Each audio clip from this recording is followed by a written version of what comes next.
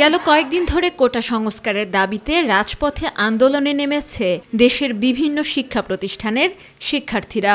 High court কোটা ব্যবস্থা আপাতত স্থগিত রাখলেও রাজধানীর বিভিন্ন সড়ক ব্লকেট করে এক দফা আন্দোলন করেই চলছে শিক্ষার্থীরা। বিভিন্ন সড়ক ব্লকেট করায় বেড়েছে জনদুর্ভোগও। এমন পরিস্থিতিতে দুপুরে মধুর ক্যান্টিনে সংবাদ সম্মেলন করে বাংলাদেশ ছাত্রলীগ। বাংলা ছাত্রলীগ সবসময় শিক্ষার্থীদের যে কোনো ভালো কিছুর সাথে ছিল।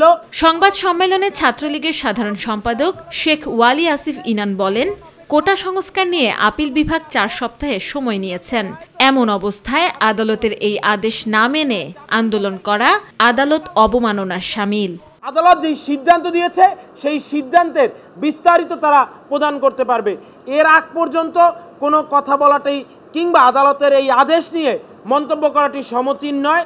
সেটি কোনো ক্ষেত্রে আদালতের অবমাননারও শামিল হতে পারে বলে আমরা মনে করি। পরে ছাত্রলীগের সভাপতি সাদ্দাম হোসেন বলেন, অনেকেই এই আন্দোলনকে রাজনৈতিকভাবে ব্যবহার করছে, তবে বিচার বিভাগের কাছে নিজেদের বক্তব্য পৌঁছে দেবার মাধ্যমে এই সমস্যার সমাধান করা সম্ভব। আমরা লক্ষ্য করি যে এটিকে প্রলম্বিত করার একটি প্রচেষ্টা, এক ধরনের পলিটিক্যাল অ্যাটেনশন সিকারদের মধ্যে সেই প্রবণতা আমরা দেখতে পাচ্ছি। দিনের পর দিন যদি আমরা অবরোধ তৈরি করি, দিনের পর দিন যদি আমরা ব্লকেট তৈরি করি, গোটা ঢাকা শহরকে যদি আমরা নাগরিকদের জন্য দুর্বিষহ যন্ত্রণার কারণ বয়ে নিয়ে আসি এবং যেখানে আমরা শিক্ষা প্রতিষ্ঠানের অভ্যন্তরেই কোনো ধরনের যানজট তৈরি না করে, দুর্বিষহ জীবন যন্ত্রণা না করে বিকল্প উপায়ে যেখানে আমরা সমাবেশ করতে পারি, শান্তিপূর্ণ উপায়ে আমাদের মেসেজ জানাতে পারি, সেই জায়গায় এই ধরনের কৃত্রিম সংকট তৈরি করা দায়িত্বশীলতার পরিচয় নেই বলে আমরা মনে করি। তিনি আরও বলেন, নারীদের জন্য আলাদা করে কোটা না রাখার ব্যাপারটি সামঞ্জস্য নয়। অবশ্যই সমতা প্রদর্শন করতে অনগ্রসর নাগরিকদের দিকে লক্ষ্য রাখতে হবে।